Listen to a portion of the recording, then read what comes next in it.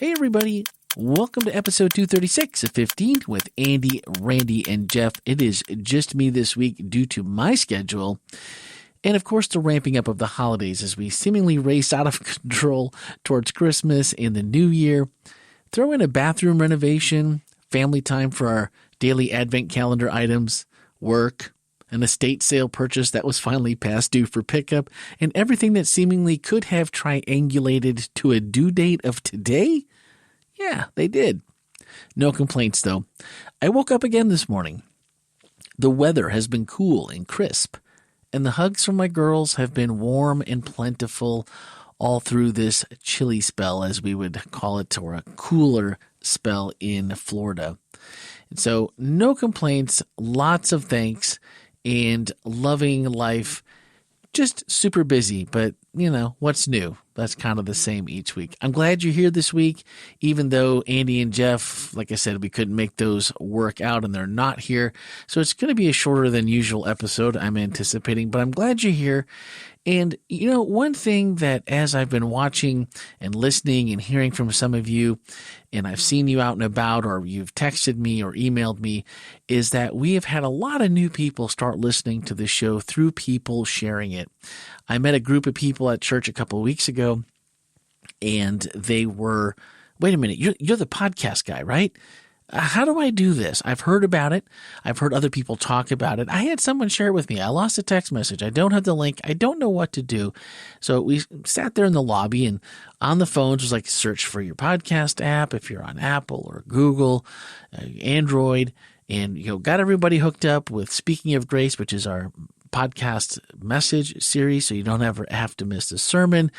If you look inside the show notes on that, there's all the takeaways each week. So you can listen to the message, search the takeaways. You can discuss them with friends, share them, even tweet them, or Facebook updates containing those questions. And it's a good way to get conversations going, something we highly encourage. And we find that when people do that, they get a lot of feedback from whoever is in their circle of influence. So sharing the show is a super simple, maybe the easiest way that we can be a church without walls. It's something that we do that doesn't require anyone to go anywhere or do anything except pick up their device, log onto their computer, and listen.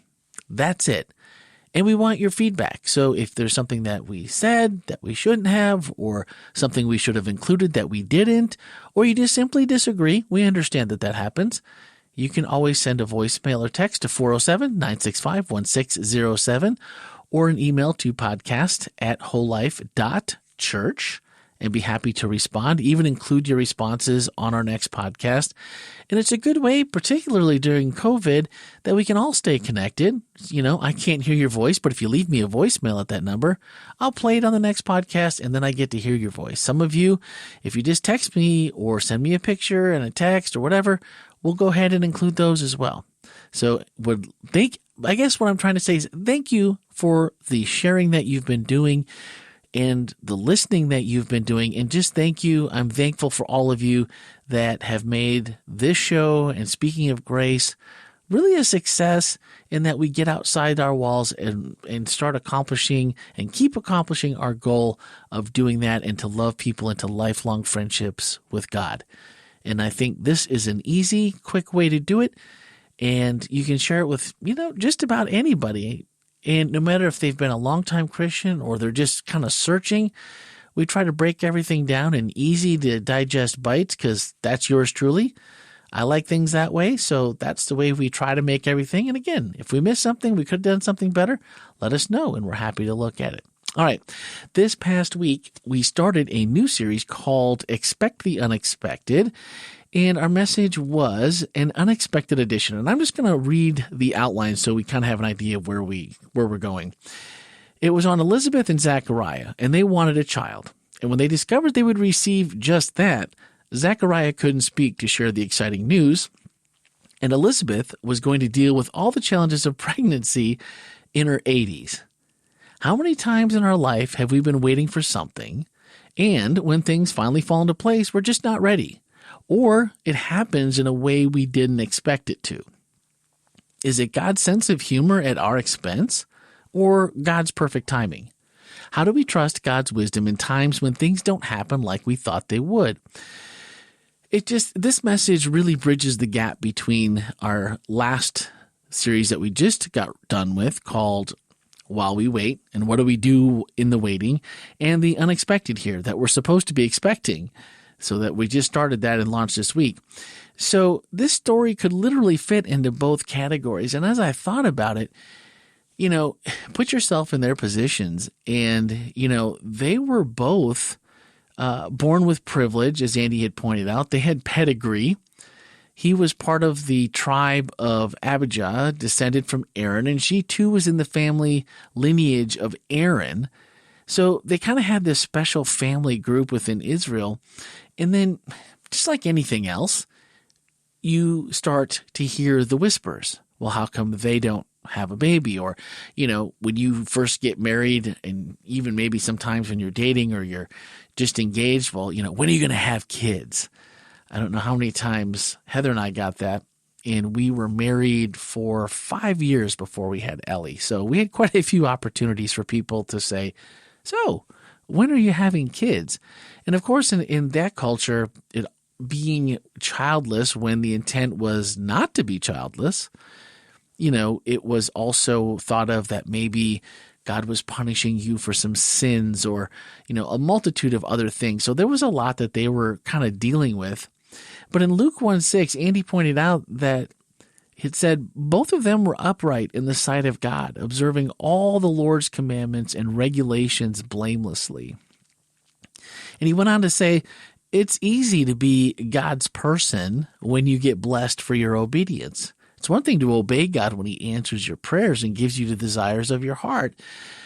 And this is seemingly the case. And then, they go through this, he can't speak. And, now all of a sudden she's going to be this older woman who's going to have a baby. And then you think all the things that they'd already overcome with being childless, now there's this whole new set of challenges, and you can't see how it's going to turn out. And so you smile a little bit because we know the end of the story and go, man, John the Baptist was the result of all this chaos, all this waiting that turned into this chaos and into this unknown. And it really comes down to me is how much faith do we have in God that he really truly is who he says he is, who we think he is, and that he's only going to give us good things when he is giving and when we're asking. And the waiting that we just talked about, we talked about all kinds of different ways that we can wait.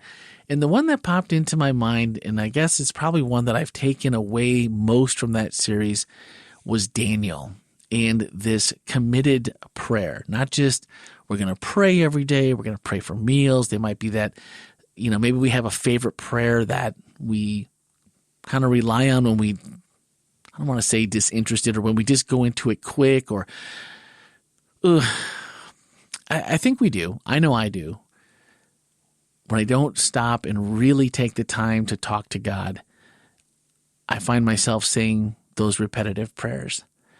And so when I look at this story and I think about what we just learned in While We Wait and the kind of synergy that these stories can fit into both of those categories, I'm really leaning on Daniel.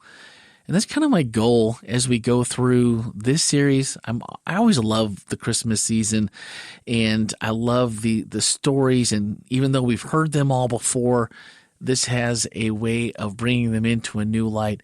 And just to really hold on to this year, and maybe this, 2020, maybe this is the best year ever to hold on to Daniel and being a committed prayer warrior, just in our own personal walk, our own personal lives, our own families.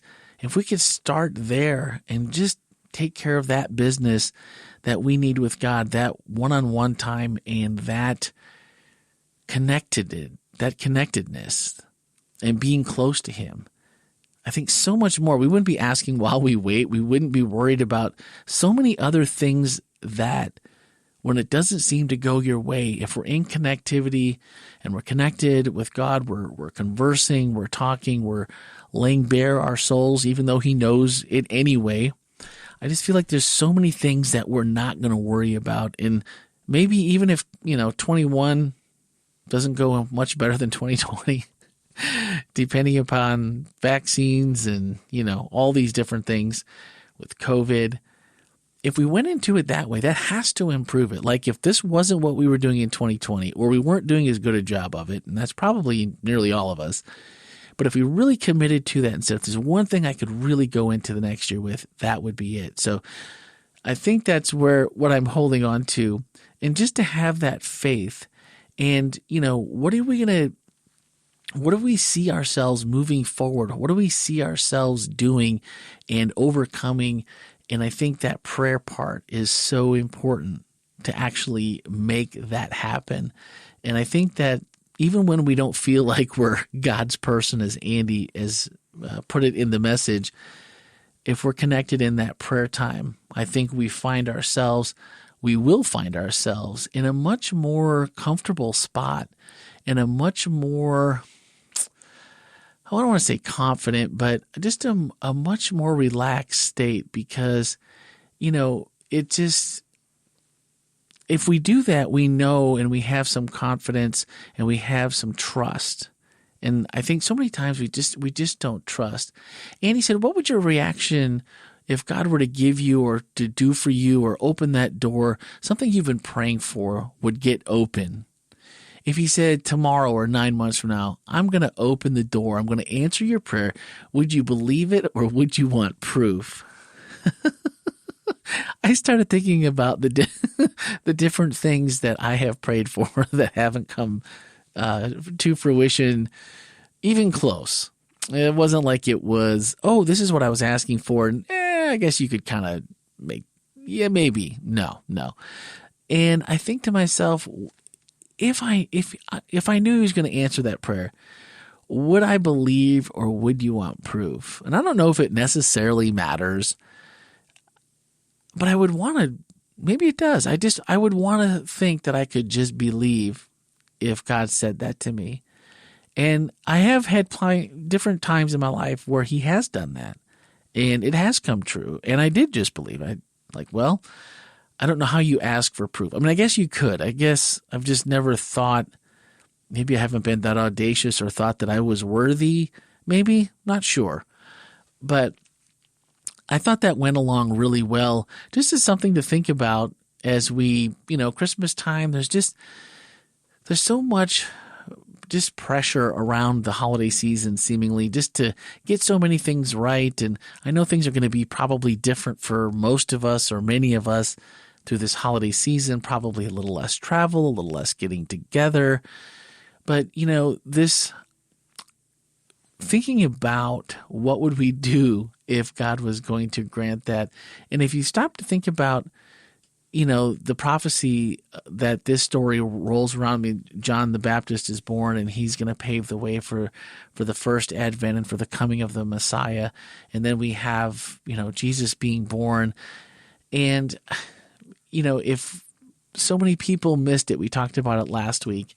And to just stop and go, you know what? I'm just gonna trust. I'm gonna be in connectivity. I'm gonna be in prayer. I'm gonna be in committed prayer. I'm not gonna miss, no matter what's happening. I'm not gonna miss. I think this could be, for many of us, maybe the best Christmas we've had. If we just started that now and just kind of push on through into 2021.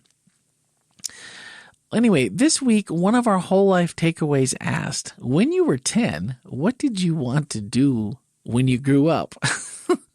And that one it caught me off guard and it made me laugh just like it did there. And I was thinking to myself, all right, what did I want to be when I was 10? Oh, and it hit me because I'm recording this on late Tuesday, early Wednesday morning, the 9th of December. And on Sunday, this past Sunday, two of my best friends were here from Wisconsin. They've been in town or in the area golfing, and they stopped in. We watched some Packer football because that's what Wisconians do on Sundays. We watch Packer football during football season, and they came over, and it dawned on me as I was reading this and prepping for today's episode that when we used to get together at their house, one was Richard and the other was Jeff, and we get together at their house, my friend Jeff, who we've been best friends since I can remember, all the way, we went through grades 1 through to rooming together at the academy. And he had this little, back in the day, the little cassette players and little flat ones. They were kind of rectangle shape and you could record. Sometimes they'd have a little microphone. Theirs didn't have a handheld microphone. You just had to talk close to the machine. And we used to pretend that we were radio DJs and we would record songs off of the radio. So we had another radio we'd play the music on, hold the little tape recorder up to it so the microphone could hear the music. And of course, it was always in some big city like Chicago or LA. And you're 10 years old or a little younger, and we probably did it for a couple years till we were a little older. And you tried to do your best DJ voice and all this kind of stuff and announce your favorite songs. And then as I thought about it, that really never went away. When I went, my first job offer and my first interview after high school was a radio station in small town Wisconsin, and it was a 24/7, 365 all polka radio station. And I interviewed for there was only 2 DJs there. They were on air live for a total of 8 hours a day. The rest was all pre-taped. All their commercials, things like that, were all pre-taped. And it was a little over an hour drive from my parents' house. And I remember getting the call. I drove out there. I was early. I sat outside for probably half an hour, 45 minutes. I was there early. Nothing more than I wanted was this job, even though it was polka. And I knew nothing other than that. Wisconsin, you're exposed to polka whether you like it or not. But it didn't really excite me to, hey, I'm going to be a DJ at a polka radio station. But if you know anything about radio, even back then when it was more prevalent and more actual on-air time with voice instead of all the pre-recorded stuff we have today, it's very hard to break into that. And it was very hard to get a job. So to actually go and get an interview. So anyway, long story short, I interviewed, did a couple voiceovers for advertisers, and I got hired on the spot. It was a Wednesday. Saturday morning, there was a message on the answering machine saying, yeah, sorry about this, but the person who was moving to Chicago, who you were replacing, they decided not to move. And so I guess we don't need you after all, but thanks for coming out. And so as quickly as my career in radio had started, it was already over. And, the idea and the drive and the desire never really left. It just, other things happened, and I did everything from about anything you can imagine in construction to becoming a financial advisor, retirement planner. And then, podcasting happened, and it seemed like a fun way to kind of do the same thing. Something I enjoyed and something that I felt like I enjoyed and I was good at. So here we are. So what about you? What was the big dream or the never-ending daydream about what you would be when you grew up? I mean, what a fun way to share, to see what people maybe wanted to be, even if it was younger than 10. I mean, like, what did you want to be when you first told, sort of firefighter, the, mailman, a doctor, a nurse, and then through the years. So I would love you to share. So you can send a voicemail or text 407-965-1607 or podcast at wholelife.church if you want to send an email. And if you send a voicemail, just leave the voicemail. It can be long and we'll play it next week. I would love to be able to share, like, what do you do now? What did you want to be at multiple stages? Or just maybe it was one thing and that's what I want to be a doctor and that's what you became. Or I wanted to be an accountant and that's what I became. It'd just be interesting to hear that, because I always get a picture of what people are in their vocation. And maybe for guys, it's more sometimes tied in that, but women too. Like, what did you want to be? And then like, I could never see you doing what you thought you were going to do. Or, oh, wow. Yeah, I can totally see how you became a, whatever profession you chose. So go ahead and send those over. That would be super, super cool. So as we wrap it up, our final thoughts are from Andy's message. He said, what legitimate life expectation never came to fruition and you shelved it? For what hoped for reality have you simply just stopped praying? From the human perspective, it's the only wise thing to do because from the human perspective, it just simply isn't possible. But you never know what might happen. I'm liking Andy's optimism here, and I'm hoping that maybe certain prayers that I've had should be reprayed continually and just see what happens. So maybe there'll be some new Daniel commitment to prayer on a few things that maybe I've stopped praying for. And I hope for you too, no matter what those are, because you never know what might happen. All right, next week we are going to continue with Expecting the Unexpected. Next week, its sermon title will be Jeff. Sinkamani will be preaching, and it's an unexpected gift is the name of the message. Not sure exactly what that's on, but definitely make sure you join us online, Speaking of Grace, in case you missed the message. And right back here on Wednesday morning for episode 236. Hope you guys are having an amazing holiday season. I hope you're not too crazy. Hopefully the shopping is nearly done or at least in the process, and you're taking time to enjoy the little things that when we look back in the holidays, those are seemingly the best memories that we have. So I'm hoping you guys are enjoying them as much as I am this year. And typically, as much as I hate to say it, over the last, probably 15 years, I've been a bit of a Grinch. And this year, not feeling the Grinchness at all. I'm feeling pretty good about things, and I'm enjoying it. And so I hope you are too. So anyway, send those, what did you want to be when you were 10, 12, 15, 18? What do you still want to be? Is there something that you just always thought, man, it would be so cool to do this? I just don't know how to, or I haven't, or, just thought it would be cool. Would love to hear those too. All right. Thanks, guys, for listening, and have a great week.